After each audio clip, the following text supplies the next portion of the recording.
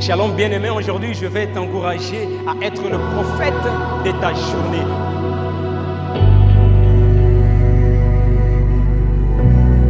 Tout d'abord, le prophète ne dit rien de lui-même. Le prophète ne dit pas ses pensées, ne déclare pas ses pensées, ni les pensées de son environnement ou de ses amis ou des gens. Mais le prophète télécharge la pensée de Dieu et il la confesse, il la déclare pour changer, pour donner la vie à ceux qui étaient morts. Voilà pourquoi, bien-aimé dans le Seigneur, en disant que tu es prophète de ta journée, je suis en train de te dire de connaître la pensée de Dieu par rapport à ta journée. Qu'est-ce que Dieu dit de ta journée? Non parce que toi tu penses ou ce que pensent les gens ou ce que disent les gens de ta journée. Non, c'est que Dieu dit. Alors la Bible dit Dieu parle tantôt d'une manière, tantôt d'une autre. Ça c'est Job 33, 14.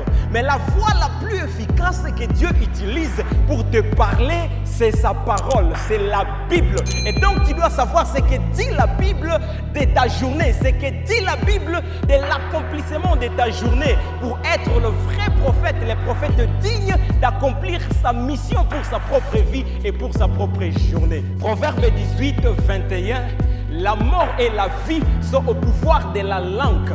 Vous aurez à vous rassasier des fruits que votre langue aura produit. Quand Dieu nous a créés, Dieu nous a donné, surtout en tant qu'enfant de Dieu, notre bouche a la puissance. Et tu dois en être conscient pour matérialiser, pour utiliser cette puissance que Dieu t'a donnée, non pas pour ta destruction, mais pour bâtir ta vie et réussir ta journée. Et donc, ce que tu dis dès le matin, tu dois être conscient que tu peux bâtir ta journée avant de la vivre. Tu peux anticiper ta journée par tes paroles avant de passer à l'action. Et donc, tes paroles peuvent bâtir ta journée avant que tes mains n'entrent dans le processus de la construction ou de l'accomplissement de ta journée. Avant de sortir de ta chambre, tes paroles peuvent anticiper ce que tu vas faire au boulot, le succès que tu vas faire avant que tes pieds et tes mains n'entrent en action pour l'accomplissement de cela.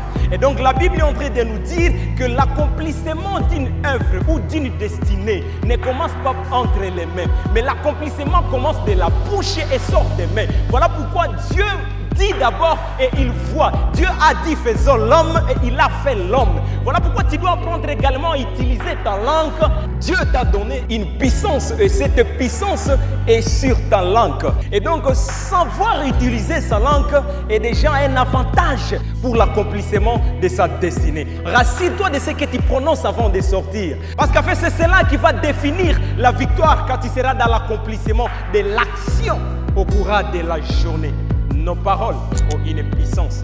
La puissance d'un prophète est dans sa bouche. Tu es un prophète. Il y a une puissance de la vie ou de la mort sur ta langue. Alors tu dois en être conscient. Soigne ta langue. Utilise bien ta langue, non pas pour l'autodestruction de sa journée, mais pour la réussite, le succès, l'accomplissement de sa journée. Et c'est ce que Dieu attend de toi. Ne déclare jamais ce que toi tu penses ou ce que pensent les gens ou ce que pensent les circonstances. Même si tu es dans une circonstance pénible, une circonstance cruelle, ne déclare pas ce que tu vois, mais déclare ce que Dieu dit. Quand tu te réveilles déjà le matin, tu sens des malaises, tu te dis peut-être que je vais tomber malade, je me prépare déjà pour l'hôpital. Tu déclares déjà la maladie alors que Dieu, dans sa parole, il dit par ses médecins, tu as été guéri. Et donc tu choisis ta circonstance ou tu choisis ce que dit la parole. Parce qu'en fait, c'est la parole de Dieu qui va changer ta circonstance. Apprends à ne pas dire ce que tu traverses, mais ce que Dieu dit. Tu es dans une circonstance de troubles dans tes affaires, dans tes études, mais ne déclare jamais cela. Dieu n'a jamais dit que tu es pauvre et donc ne déclare pas les temps de faiblesse. Quand même tu sens la faiblesse dans ton corps, ne dis jamais je suis faible. Cette parole-là, ta langue-là que tu utilises peut te détruire ou peut te donner la vie. Un autre élément, c'est la peur. La peur que tu ressens dès ton réveil peut détruire ta journée. Vous savez le problème c'est quoi? J'aimerais te poser cette question. Pourquoi tu as peur? Tu as peut-être peur parce que tu es face à une circonstance que toi tu supposes être plus supérieur, avoir plus de poids que toi. Alors tu te dis, je ne saurais pas faire face à ces circonstances. Écoute ceci très bien. Dans Job 3, 25, il dit, ce que je crains, c'est ce qui m'arrive. Ce que je redoute, c'est ce qui m'atteint. En fait, c'est un principe spirituel. plus tu crées une circonstance, plus tu fais appel à cette circonstance. C'est que la peur ne te délivre pas. Au contraire, la peur te plonge davantage dans le problème. La peur te rend sans force. Laisse que tu sois ébranlé par tes circonstances. Alors la peur va détruire ta journée. J'aimerais te dire ceci. Ne perds rien, ne crains rien. Dieu est avec toi. Des gens dès ton réveil, dis-toi, je sais que le Seigneur est avec moi. Je sais que je vais accomplir cette journée. Je n'ai pas peur parce que la peur vient combattre la foi. Alors si tu commences ta journée, tu n'as pas la foi, bien-aimé, tu ne réussiras pas cette journée. C'est par la foi que nous allons accomplir notre journée. Peut-être que tu as peur parce que tu as oublié les promesses de Dieu. Ou tu ne connais même pas les promesses de Dieu sur ta vie. J'aimerais te rappeler cet élément. La Bible dit dans Lamentation chapitre 3, le verset 22 et 23, les bontés de l'Éternel ne sont pas épuisées et ses compassions ne sont pas à leur terme. Elles se renouvellent chaque matin. Oh, que ta fidélité est grande. La fidélité de Dieu, cela doit être la base de ta foi. Dès que tu commences ta journée, tu dis, je sais que mon Dieu est fidèle.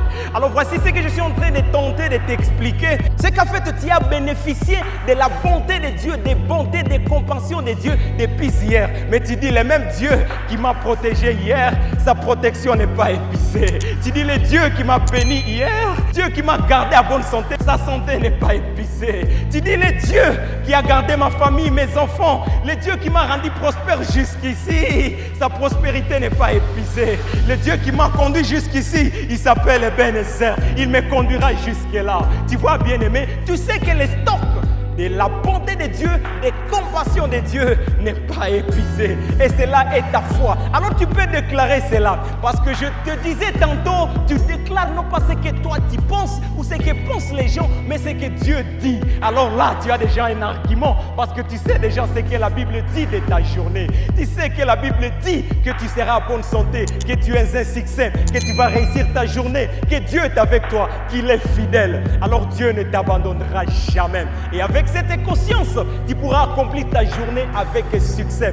Ne déclare pas ce que toi tu penses, ni ce que pensent les gens, mais ce que Dieu pense. Et tu connais la pensée de Dieu par les Écritures, par la parole. Quand tu te réveilles le matin, dis-toi, aujourd'hui est le jour du salut. Ne déclare jamais ce qui est contraire à la parole de Dieu. Quand tu commences déjà ta journée dans la parole, dans la confession, la déclaration de la parole, c'est qu'avant de sortir de chez toi, tu bâtis déjà ta journée par la parole de Dieu. Que Dieu soit avec toi et je te garantis que tu vas réussir ta journée par la parole, de la confession, de la déclaration. Tu es un prophète de ta journée. Ne rate pas la vidéo de la semaine prochaine. Que Dieu soit avec toi. C'était le frère Fiston de la part du Seigneur pour toi. Sois richement béni.